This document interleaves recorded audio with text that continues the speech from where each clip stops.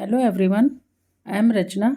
आज मैं आपको क्लास 9th की संचयन बुक का पाठ नंबर 4 पढ़ाऊंगी। मेरा छोटा सा निजी पुस्तकालय। जुलाई 1989 बचने की कोई उम्मीद नहीं थी।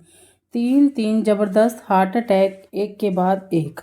अब बच्चों ये बात देखो, अब ये लेखक कह रहा है कि जुलाई 1989 की बात है कि कोई मेरे बचने की उम्मीद नहीं थी। हार्ट अटैक आ रहे थे मुझे, एक के बाद एक। एक तो ऐसा कि नब्स बंद, सांस बंद, धड़कन बंद। एक हार्ट अटैक तो ऐसे आया था जिसमें नब्स भी बंद हो गई, सांस बंद हो गई और धड़कन भी बंद हो गई। डॉक्टर ने घोषित कर दिया कि अब प्राण नहीं रहे। डॉक्टर ने इतने तक भी कह दिया था कि अब आपके अंदर प्राण नहीं बचेंगे। पर डॉक्टर बॉर्जस ने फिर भी हिम्मत नहीं हारी थी। डॉक्टर बॉर्जस से उनके बीच में उन्होंने कहा कि मैं आपका जो है ट्रीटमेंट करूँगा। उन्होंने नोनो वॉल्ट्स के शॉक दिए। भयानक प्रयोग। लेकिन वे बोले, यदि ये मृत शरीर मात्र है तो दर्द महसूस ही नहीं होगा, पर यदि कहीं भी जरा सा एक कण प्राण शेष होंगे तो हार्ट रिवाइव कर सकता है।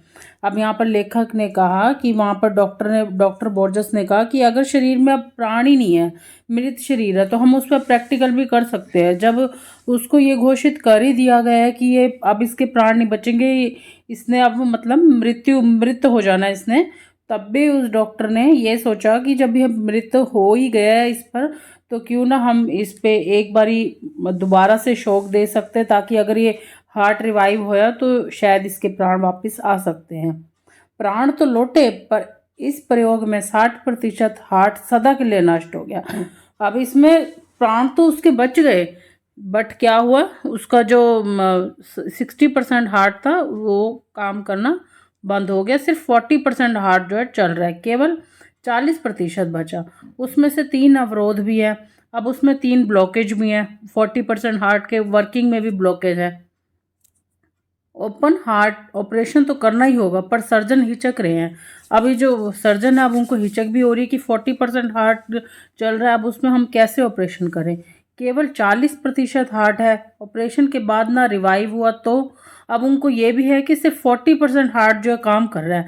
और अगर ऑपरेशन करने के बाद भी वो ना दोबारा से रिवाइव हुआ, ना चला, तो अब ये भी उनका क्वेश्चन है। तो तय हुआ कि अन्य विशेषज्ञों की राय ले ली जाए, तब कुछ दिन बाद ऑपरेशन की सोचेंगे। फिर सबने यही सोचा, सब डॉक्टर्स ने, कि हमें जो है और स्पेशलिस्ट से भी पूछना चाहिए कि वो क्या कहते हैं। तब तक घर जाकर बिना हिले डुले विश्राम करें। तब तक उन्होंने ये सोचा कि जब तक हम किसी और स्पेशलिस्ट डॉक्टर से बात करेंगे, ऑपरेशन की बात सोचेंगे, तब तक मैं घर जाके बिना कोई काम किए जाके रेस्ट करता हूँ, फिर देखते हैं। बहरहाल ऐसी अर्ध मृत्यु की हालत में वापस घर लाया जाता हूँ। ऐसी अर्ध मृत्यु का मतलब अधमरा सा, ना इधर का बचा ना उधर का बचा। 60% हार्ट तो उसका फेल हो गया, सिर्फ 40% हार्ट चल रहा है। अब वो ना मरे में है ना जिंदा में है, इसीलिए अब वो अधमरा उसकी सिचुएशन हो गई, तो उस सिचुएशन में वो घर आ गया। मेरी जिद है कि बेडरूम में नहीं, मुझे अपनी किताबों वाले कमरों में रखा जाए। अब लेखक कह रहा है कि मेरी ये जिद थी कि मैं बेडरूम में नहीं, अपनी किताबों वाले कमरे में ही रखूंगा, जहाँ पर उसने अपनी छोटी सी लाइब्रेरी बनाई थी। वहीं लिटा दिया गया मुझे। चलना बोलना पढ़ना मना। अब वहाँ ना जो चल सकता है, ना बोल सकता है, ना उसे पढ़ सकता है, कुछ नहीं कर सकता। सिर्फ वहाँ पर एक कमरे में, जो जहाँ पर किताब है, उन कमरों में लेटा हुआ है। दिन भर पड़े पड़े 2 ही चीज़ें देखता। क्या 2 चीज़ें देखता था लेखक? देखता रहता हूँ, बाईं ओर से खिड़की के सामने रह रहकर हवा में झूलते सुपारी के पेड़ के झालदार पत्ते, और अंदर कमरे में चारों ओर फर्श से लेकर छत तक ऊंची किताबों से ठसाठस भरी अलमारियाँ। अब लेखक कहता है, मैं एक तरफ कमरे की बाईं तरफ देखता हूँ तो सिर्फ पेड़ हैं, सुपारी के पेड़, उनके झालरदार पत्ते, बस उन्हीं को देख रहा हूँ। और अंदर कमरे में सिर्फ फर्श से लेकर छत तक जो किताबों से ठसाठस पूरी लदी हुई भरी अलमारी पड़ी है, या मैं उसको देख रहा हूँ, और मेरे पास कुछ नहीं है इस टाइम। बचपन में परी कथाओं में जैसे पढ़ते थे कि राजा के प्राण उसके शरीर में नहीं तोते में रहते हैं, वैसे ही लगता था कि मेरे प्राण इस शरीर में से तो निकल चुके हैं। वे प्राण इन हजारों किताबों में बसे हैं, जो पिछले 40-50 बरस में धीरे धीरे मेरे पास जमा होती गई। अब लेखक यहाँ पर कह रहा है कि अब लेखक यहाँ पर कह रहा है कि जैसे अब राजा के प्राण जो है, हम छोटे होते हम कहानियां सुनते थे कि राजा के प्राण अपने तोते में बसे होते हैं, उसी तरह मेरे प्राण भी जो है इन किताबों में बसे हैं, जो पिछले 40-50 बरस से धीरे धीरे मेरे पास जमा होती गई। इट मीन्स लेखक को जो है यहाँ पर किताबें पढ़ने का शौक था, तभी उसने अपनी जो है लाइब्रेरी बनाई थी, तभी उसका लगाव था किताबों में, तभी 40-50 बरस से उसके बाद वो किताबें जमा हो गई थी। कैसे जमा हुई, संकलन की शुरुआत कैसे हुई, ये कथा मैं बाद में सुनाऊंगा। लेखक कह रहा है ये कैसे जमा हुई, कैसे मेरे पास स्टार्टिंग हुई, तो ये बाद में आपको मैं बताऊंगा। पहले तो ये बताना जरूरी है कि किताबें पढ़ने और सहेजने का शौक कैसे जगा। अब वो ये बता रहे हैं कि मुझे कैसे पढ़ने का शौक बना था, कैसे इनको बुक्स रखने का मुझे शौक चढ़ा था, सहेजने का, उनको समेटने का, रखने का शौक चढ़ा था, तो ये बताता हूँ। अब वो बता रहा है लेखक अपनी बात, बचपन की बात है। उस समय आर्य समाज का सुधारवादी आंदोलन अपने पूरे जोर पर था। मेरे पिता आर्य समाज रानी मंडी के प्रधान थे। अब लेखक के जो पिताजी हैं वो आर्य समाज रानी मंडी के प्रधान थे, और माँ ने स्त्री शिक्षा के लिए आदर्श कन्या पाठशाला की स्थापना की थी। और माँ जो है, जो कन्या होती हैं, लड़कियां होती हैं, उनकी पाठशाला चलाती थी। तो पिता की अच्छी खासी सरकारी नौकरी थी। अब अच्छी खासी थी, जब आर्य समाज के थे प्रधान वहाँ के, तो सरकारी नौकरी थी ऑब्वियसली। बर्मा रोड जब बन रही थी तब बहुत कमाया था उन्होंने, लेकिन मेरे जन्म के पहले ही गांधी जी के अयान पर उन्होंने सरकारी नौकरी छोड़ भी दी थी। हम लोग बड़े आर्थिक कष्टों से गुजर रहे थे, फिर भी घर में नियमित पत्र पत्रिकाएं आती। अब लेखक कह रहा है उन्होंने अपनी नौकरी छोड़ दी थी गांधी जी के अयान पर, लेकिन फिर भी हमारे घर में जो है नियमित पत्र पत्रिकाएं आती थी। आर्य मित्र साप्ताहिक, वेदोदम, सरस्वती, गृहिणी और 2 बाल पत्रिकाएं खास मेरे लिए, बाल सखा और चमचम। मेरे लिए बाल सखा और चमचम जो है पत्रिका, नॉवेल्स आते थे, और इसके अलावा जो घर में आती थी वो थी आर्य मित्र साप्ताहिक, वेदोदम, सरस्वती और गृहिणी। उनमें होती थी परियों, राजकुमारे, दानवों और सुंदर राजकन्याओं की कहानियां और रेखा चित्र। और उनमें क्या होती थी, परियों की कहानी, राजकुमारों की, दानवों की, राक्षसों की, सुंदर राजकन्याओं की कहानियां और रेखा चित्र, मतलब उनके चित्र बने होते, जिसे पढ़ के जो है लेखक को बड़ी दिलचस्प लगती थी पढ़ने में। मुझे पढ़ने की चाट लग गई, चाट मतलब चाहत लग गई, हर समय पढ़ता रहता था। खाना खाते समय थाली के पास पत्रिकाएं रखकर पढ़ता, खाना खाने बैठना तब भी अपने साथ वो नॉवेल्स रख के बैठना कि मैंने इनको पढ़ना है। अपनी दोनों पत्रिकाओं के अलावा भी सरस्वती और आर्य मित्र पढ़ने की कोशिश करता। अपनी इन दोनों पत्रिकाओं के अलावा भी सरस्वती और आर्य मित्र पढ़ने की कोशिश करता था। घर में पुस्तकें भी थी, उपनिषदें और उनके हिंदी अनुवाद, सत्यार्थ प्रकाश। सत्यार्थ प्रकाश के खंडन मंडन वाले अध्याय पूरी तरह समझ तो नहीं पाता था, पर पढ़ने में मज़ा आता था। अब वो इतनी दिलचस्प थी और उनकी उम्र इतनी छोटी थी, तो सत्यार्थ प्रकाश की जो नॉवेल्स थे उनको पढ़ने नहीं आते थे, बट पढ़ने में उनको बहुत इंटरेस्टिंग लगती थी, तब भी वो उसे पढ़ने का शौक रखते थे। मेरी प्रिय पुस्तक थी स्वामी दयानंद की एक जीवनी रोचक शैली में लिखी हुई, अनेक चित्रों से सुसज्जित। उनकी सबसे फेवरेट कौन सी बुक थी? स्वामी दयानंद की, जिसमें उनकी पूरी जीवन शैली लिखी हुई थी स्वामी दयानंद जी की। वे तत्कालीन पखंडों के विरुद्ध अदम्य साहस दिखाने वाले अद्भुत व्यक्ति थे। वो सबसे अद्भुत व्यक्ति थे। इसमें लिखा है ना तत्कालीन पखंडों के, तत्कालीन पखंडों के मतलब जो नाटक होते थे, दिखावटी नाटक, जिसे बिल्कुल भी कभी भी दबाया नहीं जा सकता, तो ऐसा साहस था उनके अंदर, ऐसे साहस दिखाने वाले जो अद्भुत व्यक्ति थे। कितने ही रोमांचक घटनाएं थी उनके जीवन की जो मुझे बहुत प्रभावित करती थी। किसकी? स्वामी दयानंद जी की इतनी रोमांचक घटनाएं थी जो मुझे अट्रैक्ट करती थी उनकी बातें। चूहे को भगवान का भोग खाते देखकर मान लेना कि प्रतिमा भगवान नहीं होती। घर छोड़कर भाग जाना, तमाम तीर्थों, जंगलों, गुफाओं, हिम शिखरों पर साधुओं के बीच घूमना और हर जगह इसकी तलाश करना कि भगवान क्या है, सत्य क्या है, ये स्वामी दयानंद जी का था। स्वामी दयानंद जी जब देखते थे कि भगवान को भोग लगा रहे हैं बट चूहे के आगे डाल रहे हैं, तो चूहा उसको खा रहा है, तो वो ये सोचते थे कि चूहे ने खाया, ये कोई जो मूर्ति भगवान जी की लगी हो उन्होंने नहीं खाया। ऐसी बातों को सोचना और जंगलों में, गुफाओं में, इन चीज़ों में जाकर देखना कि भगवान कहाँ है, सच क्या है, तो इन बातों की बहुत सर्च करते थे स्वामी दयानंद जी। जो भी समाज विरोधी, मनुष्य विरोधी मूल्य रूढ़ियाँ हैं उनका खंडन करना और अंत में अपने से हारे को क्षमा कर उसे सहारा देना। अब वो समाज विरोधी जो भी होती थी रूढ़ियाँ, उनका खंडन करते थे कि ये सब गलत है। ये सब मेरे बाल मन को बहुत रोमांचित करता। जब इसे जब इस सब से थक जाता था फिर मैं अपनी बाल सखा और चमचम की पहले पढ़ी हुई कथाएं दोबारा पढ़ता। जब मैं इन चीज़ों से थक जाता था, स्वामी दयानंद जी की किताब से जब मैं थक जाता था, फिर जो मेरे लिए घर में बाल सखा और चमचम की कथाएं आती थी फिर मैं उनको पढ़ने लग जाता था। माँ स्कूल पढ़ाई पर जोर देती थी। अब कौन कौन सी माँ? लेखक की माँ स्कूल की पढ़ाई पर जोर देती थी। चिंतित रहती थी कि लड़का कक्षा की किताबें नहीं पढ़ता, पास कैसे होगा? कहीं खुद साधु बनकर घर से भाग गया तो? अब माँ है, माँ को अपने बच्चों की चिंता तो होती है। अब वो ये सोचती हैं कि हर टाइम स्वामी दयानंद जी की किताबें पढ़ रहा है, कभी कुछ नॉवेल्स पढ़ रहा है, कभी किसी के नॉवेल्स पढ़ रहा है, तो ये अपने खुद की किताबें तो पढ़ता नहीं है, तो ये पास कैसे होगा? तो कहीं ये ऐसे पढ़ाई के चक्कर में जंगल में चला गया और वहाँ साधु बनकर रहने लग गया, तो इसका सारा फ्यूचर खराब हो जाएगा। तो पिता कहते हैं जीवन में यही पढ़ाई काम आएगी, पढ़ने दो। मैं स्कूल नहीं भेजा गया था, शुरू की पढ़ाई के लिए घर पर मास्टर रखे गए थे। पिता नहीं चाहते थे कि ना समझ उम्र में मैं गलत संगति में पढ़कर गाली गलौज सीखूं, बुरे संस्कार ग्रहण करूं, अतः मेरा नाम लिखाया गया। जब मैं कक्षा 2 तक की पढ़ाई घर पर कर चुका था, अब उनको स्कूल में नहीं डाला था। अब पिताजी को ये था कि छोटी उम्र में ये गलत संगति में ना पड़ जाए, गाली गलौज ना देने लग जाए, बुरे संस्कार में ना पड़ जाए, तभी करके पिताजी ने जो इनकी 2nd क्लास तक की पढ़ाई है वो घर में ही इन्होंने की थी। और तीसरे दर्जे में मैं भर्ती हुआ स्कूल में। उस दिन शाम को पिता उंगली पकड़कर मुझे घुमाने ले गए। उस दिन लेखक के पिताजी उंगली पकड़ के लेखक को घुमाने ले गए। लोकनाथ की एक दुकान ताज़ा अनार का शरबत मिट्टी के कुल्हड़ में पिलाया और सिर पर हाथ रखकर बोले, वायदा करो कि पाठ्यक्रम की किताबें भी इतने ही ध्यान से पढ़ोगे, माँ की चिंता मिटाओगे। अब पिता है, पिता को अपने बच्चे का तो ध्यान हर पल होता है। अब वो अपने बच्चे को कह रहे हैं कि ये देख, मैं उसको मतलब ये कह रहे हैं कि तू वादा कर मेरे से कि जिस तरीके से तू ये नॉवेल्स पढ़ता है उस तरीके से तू जो है अपनी किताबें भी पढ़ेगा और अपनी माँ की चिंता को है जो दूर करेगा।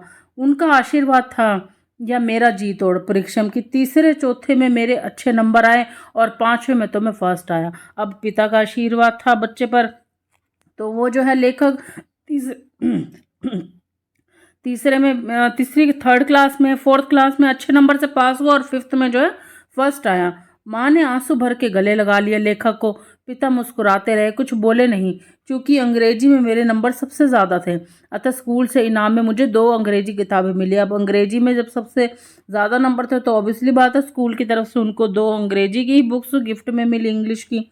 एक में 2 छोटे बच्चे घोंसलों की खोज में बागों और कुंजों में भटकते रहे। एक बुक थी जिसमें 2 बच्चे थे जो घोंसलों में, बागों में, कुंजों में, मतलब जो जंगल की जितनी भी नॉलेज होती है और इस बहाने पक्षियों की जातियां, उनकी बोलियां, उनकी आदतें, पक्षियों की जानकारी उन्हें मिलती है। एक बुक में तो ये था सिर्फ जंगल से रिलेटेड बातें, पक्षियों की जाति, पक्षियों की बोली, पक्षियों की आदतें, उस बारे में थी एक किताब। और दूसरी किताब थी ट्रस्टी द रग, जिसमें पानी के जहाज़ों की कथाएं थी, कितने प्रकार के होते हैं, कौन कौन सा माल लाद कर आते हैं, कहाँ से लाते हैं, कहाँ ले जाते हैं, नाविकों की ज़िंदगी कैसी होती है, कैसे कैसे द्वीप मिलते हैं, कहाँ हेल होती है, कहाँ शार्क होती है। अब ये था कि दूसरी जो बुक थी वो जहाज से रिलेटेड थी, जो जहाज पानी में होते हैं तो वो कहाँ से माल लेकर आते हैं, कहाँ को जाते हैं, उनकी ज़िंदगी कैसे होती है, तो उस टॉपिक पे जो थी वो बुक, दूसरी बुक। इन 2 किताबों ने एक नई दुनिया का द्वार मेरे लिए खोल दिया। पक्षियों से भरा आकाश और रहस्य से भरा समुद्र, एक तो जंगल की नॉलेज, पक्षियों की नॉलेज सारी, और एक रहस्य से भरा, एक सस्पेंस जिसे कहते हैं उस चीज़ों से भरा समुद्र की बातें, शिप की बातें। तो ये 2 किताबों से हैं जो मेरी दुनिया का नया द्वार खुल गया कि मुझे ये 2 किताबों से नया कुछ ज़िंदगी में सीखने को मिला। पिता ने अलमारी के एक कोने से अपनी चीज़ें हटाकर जगह बनाई और मेरी दोनों किताबें उस खाने में रखकर कहा, आज से खाना तुम्हारी अपनी किताबों का, ये तुम्हारी अपनी लाइब्रेरी है। अब देखो यहाँ पर पिताजी ने क्या किया, अलमारी के खाने होते हैं ना, जैसे बॉक्स होते हैं उसके पार्टीशन होते हैं, तो उसे खाना बोल दिया जाता है। तो एक खाने से अपनी जगह हटाई, अपना सामान हटाया और लेखक को बोला कि आज से यहाँ पर तुमने अपनी किताबें रखनी है और ये तुम्हारी छोटी सी लाइब्रेरी है। बस वहीं से ही जो लेखक को हुआ कि ये मेरी लाइब्रेरी है और इस अलमारी में मैंने जो अपनी सारी बुक्स रख के इसको अपनी बड़ी लाइब्रेरी बना देनी है। यहाँ से आरंभ हुई उस बच्चे की लाइब्रेरी। अब जब पिताजी ने उसको एक खाना दिया किताबें रखने का, तो वहाँ से जो उसकी लाइब्रेरी लेखक की शुरू हो गई। बच्चा किशोर हुआ, बच्चा जवान हुआ, स्कूल से कॉलेज गया, कॉलेज से यूनिवर्सिटी डायरेक्ट हासिल की, यूनिवर्सिटी में अध्यापन किया, टीचिंग करी, अध्यापन छोड़कर इलाहाबाद से बम्बई आया, संपादन किया, नॉवेल्स लिखे। उसी अनुपात में अपनी लाइब्रेरी का विस्तार करता गया। अब जैसे जैसे लाइब्रेरी बढ़ती गई, पहले उसने स्कूल किया, कॉलेज किया, यूनिवर्सिटी किया, डॉक्टरेट हासिल की, यूनिवर्सिटी में जो है टीचिंग की, टीचिंग से भी इलाहाबाद से बम्बई गया, वहाँ संपादन किया, बुक्स लिखी, नॉवेल्स लिखे। तो इस वजह से जो है लाइब्रेरी में बुक्स बढ़ती गई और लाइब्रेरी का विस्तार होता गया। पर आप पूछ सकते हैं कि किताबें पढ़ने का शौक तो ठीक, किताबें इकट्ठी करने की सनक क्यों सवार हुई। अब लेखक से ये बात तो होगी, किताबें पढ़ने का शौक बन गया उनका, ठीक है, लेकिन किताबें इकट्ठी कैसे हुई, ये उनके दिमाग में कैसे हुआ कि किताबें इकट्ठी करके रखनी भी होती है। हमारी पिछले सीजन की, हमारे जैसे अब 9th में है, 8th की होगी, तो ऑब्वियसली बात है हम उन बुक्स को जो है बेच देते हैं, फेंक देते हैं, बट वो अपनी किताबें रखी रखते थे। तो ये कैसे हुआ उनके दिमाग में कि मैंने अपनी ये जो किताबें हैं रखते जाना है। उसका कारण भी बचपन का एक अनुभव था, बचपन का एक एक्सपीरियंस था लेखक का। इलाहाबाद भारत के प्रख्यात शिक्षा केंद्रों में से एक रहा है। ईस्ट इंडिया द्वारा स्थापित पब्लिक लाइब्रेरी से लेकर महामना मदन मोहन मालवीय द्वारा स्थापित भारतीय भवन तक विश्वविद्यालय की लाइब्रेरी तथा अनेक कॉलेजों की लाइब्रेरी तो है ही। लगभग हर मोहल्ले में एक अलग लाइब्रेरी, वहाँ हाई कोर्ट आता, वकीलों की निजी लाइब्रेरियाँ, अध्यापकों की निजी लाइब्रेरियाँ, अपनी लाइब्रेरी वैसे कभी होगी ये तो स्वप्न में भी नहीं सोच सकता था। पर अपने मोहल्ले में एक लाइब्रेरी थी, हरि भवन। अब उनके एक मोहल्ले में भी एक नवी लाइब्रेरी थी, हरि भवन। तो स्कूल से छुट्टी मिली तो मैं उसमें जाकर जम जाता था। पिता दिवंगत हो चुके थे, पिताजी स्वर्गवास हो गए थे, उनकी डेथ हो गई थी। लाइब्रेरी का चंदा चुकाने का पैसा नहीं था लेखक के पास, अतः वहीं बैठकर जो है किताबें निकाल कर पढ़ता रहता था। अब वो क्योंकि पिताजी की डेथ हो गई, उनकी आर्थिक सिचुएशन जो है टाइट हो गई, मतलब हाँ मुश्किल से उनके घर का गुजरान चलने लगा। तब उन्होंने क्या किया कि वहीं पर बैठ के जो है किताबें निकलवा कर पढ़ने लग गए। उन दिनों हिंदी में विश्व साहित्य विशेषकर उपन्यासों के खूब अनुवाद हो रहे थे। मुझे उन अनुदित उपन्यासों को पढ़कर बड़ा सुख मिलता था। अपने छोटे से हरि भवन में खूब उपन्यास थे। वहीं परिचय हुआ बंकिम चंद्र चट्टोपाध्याय की दुर्गानी कपाल कुंडल और आनंद मठ से टॉलस्टॉय की अन कोरिना, विक्टर हुगो का पेरिस का कुबड़ा और हंचबैक ऑफ नात्रेदम, गोरकी की मदर, अलेक्जेंडर कुप्रीम का गाड़ी वालों का कटरा, यामा द पिट और सबसे मनोरंजक सारवा रीज का विचित्र वीर यानी डॉन क्विक्सोट हिंदी के ही माध्यम। ये सारे नॉवेल्स के नाम थे उनके, जितने भी ये नेम आए हैं सब उनके नॉवेल्स के नाम थे। तो हिंदी के ही माध्यम से सारी दुनिया के कथा पात्रों से मुलाकात करना कितना आकर्षक था। लाइब्रेरी खुलते ही पहुंच जाता और जब शुक्ल जी लाइब्रेरियन कहते कि बच्चा अब उठो पुस्तकालय बंद करना है, तब बड़ी अनिच्छा से उठता था। अब उनको किताबें पढ़ने का इतना शौक था, जब वो लाइब्रेरी में बैठ के पढ़ते थे तो जब वो लाइब्रेरियन होते थे वो कहते थे बच्चों अब यहाँ पर से उठो, हमने जो लाइब्रेरी बंद करनी है, तब भी बड़ी अनिच्छा से, मतलब बड़े बेमन से वहाँ से उठते थे। जिस दिन कोई उपन्यास अधूरा छूट जाता उस दिन मन में कसक सी होती थी, काश इतने पैसे होते कि सदस्य बनकर किताब इशू करा लाता, या काश इस किताब को खरीद पाता तो घर में रखता, एक बार पढ़ता, 2 बार पढ़ता, बार बार पढ़ता। पर जानता था कि ये सपना ही रहेगा, भला कैसे पूरा हो पाएगा। अब उन्हें ये था कि अगर मेरे पास पैसे होते और मैं यहाँ पे मेरा उपन्यास छूट जाता पढ़ने के लिए, तो मैं इन बुक्स को इशू करा लेता या घर में रख लेता खरीद कर, इनको मैं बार बार पढ़ता जाकर। लेकिन ये मेरा एक सपना ही रह गया। अब उनको पैसे की तंगी करके उनको ऐसे फील होता था। तो पिता के देहवसन के बाद तो आर्थिक संकट इतना बढ़ गया कि पूछिए मत। आर्थिक संकट, उनके घर की मुश्किलें बढ़ गई, फीस जुटाना तक भी मुश्किल हो गया। अब शौक की किताबें खरीदना तो संभव ही नहीं था। एक ट्रस्ट से योग्य पर असहाय छात्रों को पाठ्य पुस्तकें खरीदने के लिए कुछ रुपए सत्र के आरंभ में मिलते थे। वहाँ ट्रस्ट में जो बच्चे बुक्स नहीं खरीद सकते, असहाय होते, उनको कोई सहारा नहीं होता, जिन बच्चों को, उनको पाठ्य पुस्तक खरीदने के लिए कुछ पैसे साल के स्टार्टिंग में मिलते थे वहाँ ट्रस्ट में। तो उनमें से प्रमुख पाठ्य पुस्तक सेकंड हैंड खरीदता था। तो वहाँ से जो है मैं सेकंड हैंड बुक्स खरीद लेता था, क्योंकि नई बुक्स खरीदने के लिए पेमेंट थोड़ी हमें ज़्यादा चाहिए होती है, सेकंड हैंड जो हमें हाफ रेट पे मिल जाती है। तो बाकी अपनी सहपाठियों से लेकर पढ़ता और नोट्स बना लेता। कुछ किताब तो मैं सेकंड हैंड ले लेता था, कुछ अपने सहपाठियों से ले लेता था और कुछ मैं नोट्स बना लेता था। तो उन दिनों परीक्षा के बाद छात्र अपनी पुरानी पाठ्य पुस्तक आधे दाम में बेच देता और उनमें आने वाले नए लेकिन उसे विभिन्न छात्र खरीद लेते। इसी तरह काम चलता। वही आधे दाम में किताब खरीद लेनी, बेच देनी, ऐसे करके वो अपना गुजरान करने लग गया था लेखक। लेकिन फिर भी मैंने जीवन की पहली साहित्यिक पुस्तक अपने पैसों से कैसे खरीदी ये आज तक याद है। मुझे आज तक याद है मैंने सबसे पहली अपनी किताब कैसे खरीदी थी। उस साल इंटरमीडिएट पास किया था, इंटरमीडिएट 12th पास की थी। पुरानी पाठ्य पुस्तक बेचकर बीए की पाठ्य पुस्तक लेने के लिए एक सेकंड हैंड बुक शॉप पर गया। उस बार जाने कैसे पाठ्य पुस्तक खरीद कर भी 2 रुपये बच गए थे। जब मैंने अपनी 12th की बुक बेची, सोचा कि अब इन बेचे हुए पैसे से मैं बीए की जो है सेकंड हैंड बुक ले लूँगा, सेकंड हैंड बुक ले लूँगा। लेकिन जब सेकंड हैंड बुक शॉप पर गया तो वहाँ खरीद कर 2 रुपये बच गए उनके पास। जब उन्होंने खरीद ली उनके हाथ में 2 रुपये जो है बच गए। सामने के सिनेमा घर में देवदास लगा था, न्यू थिएटर्स वाला, बहुत चर्चा थी उसकी। लेकिन मेरी माँ को सिनेमा देखना बिल्कुल भी नापसंद था। देवदास मूवी लगी हुई थी अब उस सिनेमा घर में सामने, लेकिन उनकी माँ को जो सिनेमा देखना पसंद नहीं था। उसी से बच्चे बिगड़ते हैं। लेकिन उसके गाने सिनेमा घर के बाहर बजते थे। उसमें सहगल का एक गाना था, दुख के दिन अब बीते नहीं। एक गाना जब वहाँ पर अक्सर चलता रहता था उस फिल्म का, देवदास फिल्म का, तो उसे अक्सर गुनगुनाता रहता था कि मेरे दुख के दिन जो अभी बीते नहीं। अक्सर लेखक जो है उस गीत को गुनगुनाता रहता था। कभी कभी गुनगुनाते आंखों में आंसू भी आ जाते थे। और जाने क्यों एक दिन माँ ने सुना, जब इतना दुख भरा अपने पे सिचुएशन बीत रही होगी और हम उस सिचुएशन के लिए उस गाने को भी गा रहे होंगे, तो आंखों में तो आंसू आना नेचुरली सी बात है। तो एक दिन माँ ने देख भी लिया कि मेरी आंखों में आंसू आ रहे हैं। अब माँ का दिल है ना, तो आखिर माँ का ही दिल है। माँ पहचान गई बच्चा क्यों रो रहा है। एक दिन बोली, दुख के दिन बीत जाएंगे बेटा, दिल इतना छोटा क्यों करता है, धीरज से काम ले। जब उन्हें मालूम हुआ कि यह तो फिल्म देवदास का गाना है, तो सिनेमा की घोर विरोधी माँ ने कहा, अपना मन क्यों मारता है, जाकर पिक्चर देखा। तो अब माँ उसे कह रही है बच्चे को कि अपना मन क्यों मार रहा है, जो तेरे पास पैसे हैं जाके पिक्चर देखा, पैसे मैं दे दूंगी। मैंने माँ को बताया कि किताबें बेचकर 2 रुपये मेरे पास बचे हैं। वे 2 रुपये लेकर माँ की सहमति से फिल्म देखने गया। पहला शो छूटने में देर थी।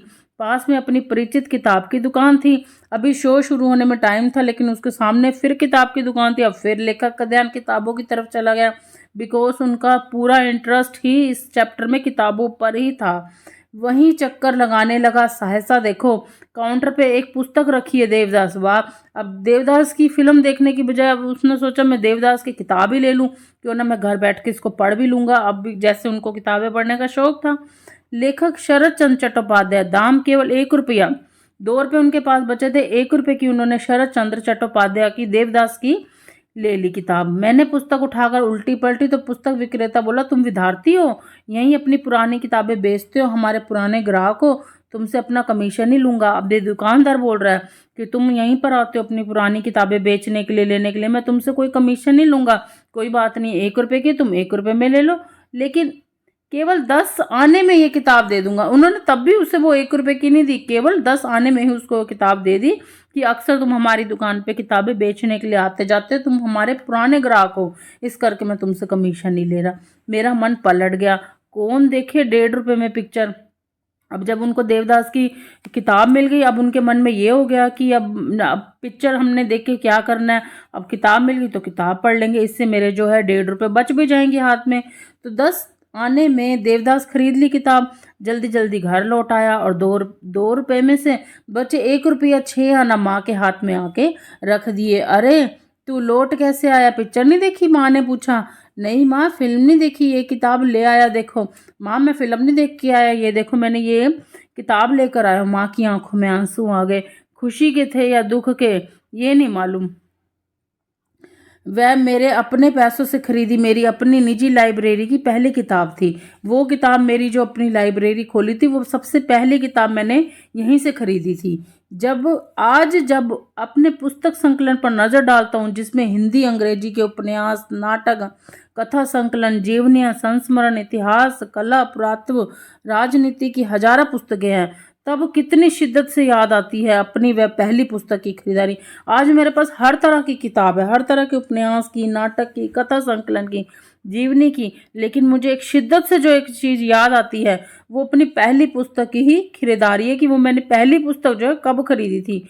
Rainer Maria Rilke, Stefan Zweig, Maupassant Chekhov, Tolstoy, Dostoevsky, Mayakovsky, Solzhenitsyn, Stephen Spender, Auden Ezra Pound, Eugene O'Neill, Jean Paul Sartre, Albert Camus, Ionesco के साथ पिकासो, ब्रूगेल, रैम्ब्रा, हैबर हुसैन तथा हिंदी में कबीर, तुलसी सूर, रसखान, जायसी, प्रेमचंद, पत्त निराला, महादेवी और जानी कितने लेखक चिंतकों की इन कृतियों के बीच अपने को कितना भरा भरा महसूस करता हूँ। ये सारी किताबों के नाम थे लेखक की। मराठी के वरिष्ठ कवि विंदा करीदार ने कितना सच कहा था उस दिन। मेरा ऑपरेशन सफल होने के बाद वे देखने आए थे और बोले, भारती, ये सैकड़ों महापुरुष जो पुस्तक रूप में तुम्हारे चारों ओर विराजमान है, इन्हीं के आशीर्वाद से तुम बचे हो, इन्हें तुम्हें पुण्य जन्म दिया है। मैंने मन ही मन प्रणाम किया और विंदा को भी, इन महापुरुषों को भी। अब जब मराठी के वशिष्ठ कवि जी, उनके जो फ्रेंड थे, उनसे मिलने के लिए आए उनके ऑपरेशन के बाद, उन्होंने बोला, ये जो तुम्हारे आसपास किताबें हैं ये एक महापुरुष हैं, तुम इन्हीं के आशीर्वाद से आप बच्चे हो, क्योंकि तुमने इन किताबों को एक महापुरुषों की तरह पूजा है, तो तुम इन आशीर्वाद से ही बच्चे हो, इन्होंने ही तुम्हें पूर्ण जीवन दिया है। मैंने मन ही मन प्रणाम किया विंदा जी को भी, जो उनके फ्रेंड हैं, से मन ही मन उनको भी प्रणाम किया और अपनी किताबों को भी एक महापुरुष के रूप में उनको पूजनीय कहा। तो बच्चों, आपको अगर मेरा चैप्टर अच्छा लगा हो तो आप मेरे चैनल को सब्सक्राइब करना। Thank you.